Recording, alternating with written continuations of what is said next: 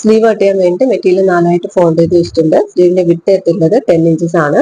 ഞാൻ smoking cup sleeve ആണ് ചെയ്യുന്നത്. അപ്പോൾ ഈ ഒരു മോഡൽ ചെയ്യുമ്പോൾ ഫുൾ സ്ലീവ് ചെയ്യുമ്പോഴാണ് അതിന്റെ ഭംഗി ഉണ്ടാവുക. അതുകൊണ്ട് ഞാൻ ഫുൾ സ്ലീവ് ആണ് കൊടുക്കുന്നത്. അപ്പൊ നിങ്ങൾക്ക് എത്രയാണോ ഫുൾ സ്ലീവിന്റെ ലെങ്ത് വേണ്ടത് അതിന്റെ കൂടെ തയ്യൽ തുമ്പ് കൂട്ടാം. തയ്യൽ തുമ്പ് 1.5 ഇഞ്ചാണ് കൂട്ടേണ്ടത്. ഇതിന്റെ അറ്റം തേരുവശം വരുന്നത് കൊണ്ട് ഞാൻ 1 ഇഞ്ചാണ് തയ്യൽ തുമ്പ് കൊടുക്കുന്നത്. കാരണം അറ്റം അര ഇഞ്ചിലേ ഞാൻ മടക്കി തയ്ക്കുന്നുള്ളൂ. നിങ്ങൾ അറ്റം തേരുവശം അല്ലെങ്കിൽ 1.5 ഇഞ്ച് തന്നെ തയ്യൽ തുമ്പ് കൊടുക്കണം. എന്നിട്ട് ഒരു ലൂസിന് വേണ്ടിയിട്ട് ജസ്റ്റ് ഒരു 1 ഇഞ്ചോ 1.5 ഇഞ്ചോ നിങ്ങൾക്ക് ആഡ് ചെയ്യാം. കാരണം ഇലാസ്റ്റിക് ആയതുകൊണ്ട് ചിലപ്പോൾ ഇതിങ്ങനെ കയറി നിൽക്കും. അതുകൊണ്ടാണ് 1 ഇഞ്ച് ലൂസ് കൊടുത്തിട്ടുള്ളത്. ഇനി സ്ലീവിന്റെ ക്യാപ്പ് ഹൈറ്റ് 3.5 ഇഞ്ചിൽ മാർക്ക് ചെയ്തിട്ട് സ്ലീവിന്റെ ഷേപ്പ് വരച്ചു കൊടുക്കാം.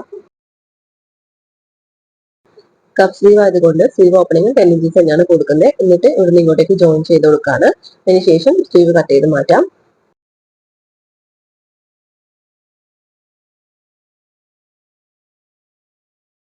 സ്ലീവിന്റെ ഫ്രണ്ട് പാർട്ട് അരയിഞ്ചിൽ കുഴിച്ച് മാർക്ക് ചെയ്തതിനു ശേഷം കട്ട് ചെയ്ത് മാറ്റിയിട്ടുണ്ട്. ഫസ്റ്റ് സ്ലീവിന്റെ അറ്റം മടക്കി സ്റ്റിച്ച് ചെയ്യാണ്. ഞാൻ തേരുവശായത് കൊണ്ട് ഒരു തവണ മാത്രമേ മടക്കി സ്റ്റിച്ച് ചെയ്യുന്നുള്ളൂ. നിങ്ങൾ ചെയ്യുമ്പോൾ 2 തവണ മടക്കി സ്റ്റിച്ച് ചെയ്യണം.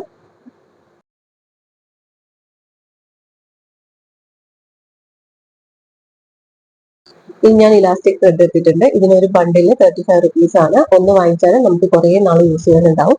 ഈ ത്രെഡ് എടുത്തിട്ട് ബോബിന് സാധാരണ നമ്മൾ ത്രെഡ് ചുറ്റുന്നത് പോലെ ചുറ്റിയെടുക്കാം.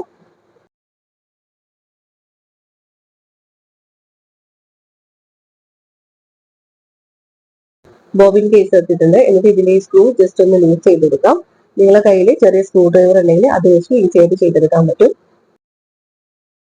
എന്നിട്ട് ഈ ഇലാസ്റ്റിക് നിറച്ചിട്ടുള്ള ബോബിൻ എടുത്തിട്ട് സാധാരണ ത്രെഡ് ഇടുന്ന പോലെ ഇട്ട് കൊടുക്കണം. ഇലാസ്റ്റിക് കുറച്ച് തടിയുള്ളത് കൊണ്ട് നൂല് പോലെ ഇങ്ങനെ കടത്തിയെടുക്കാൻ പറ്റില്ല. അതുകൊണ്ടാണ് ഇവിടെ ഇങ്ങനെ ലൂസായി കൊടുക്കുന്നത്. അത് നിങ്ങൾ നോക്കിയിട്ട് വേണമെങ്കിൽ ഇനിയും ലൂസായി കൊടുക്കണം.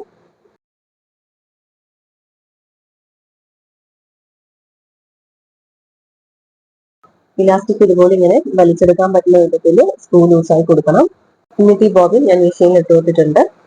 ഇലാസ്റ്റിക് സാധാരണ ത്രെഡ് എടുക്കുന്ന പോലെ തന്നെ പുറത്തേക്ക് എടുത്തിട്ടുണ്ട്. ഇനി സ്റ്റിച്ച് ചെയ്യാൻ തുടങ്ങാം.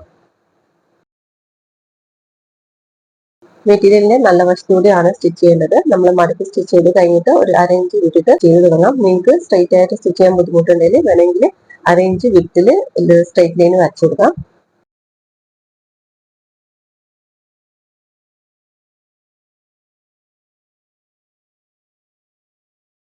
നോർമൽ ത്രെഡ് ഇട്ട് സ്റ്റിച്ച് ചെയ്യുന്ന പോലെ തന്നെ നമുക്ക് ഈസി ആയിട്ട് സ്റ്റിച്ച് ചെയ്തെടുക്കാൻ പറ്റും. സ്റ്റിച്ച് ചെയ്ത് കഴിയുമ്പോഴാണ് ഇവിടെ ഇലാസ്റ്റിക് ഇങ്ങനെ ചുരുങ്ങി നിൽക്കുന്നത്.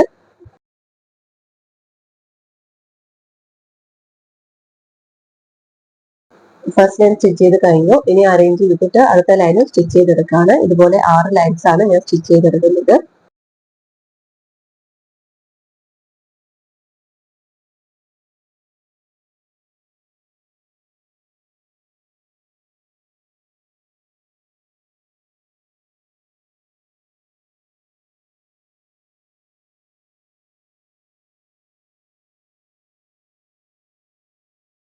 അങ്ങനെ ഞാൻ 6 ലൈൻ സ്റ്റിച്ച് ചെയ്തെടുത്തിട്ടുണ്ട്. നിങ്ങൾ ചെയ്യുമ്പോൾ ഒന്നിക്കിൽ 6 കൂടുതൽ ചെയ്യാം. അങ്ങനെ ആകുമ്പോൾ നല്ല ഭംഗി ഉണ്ടാവും.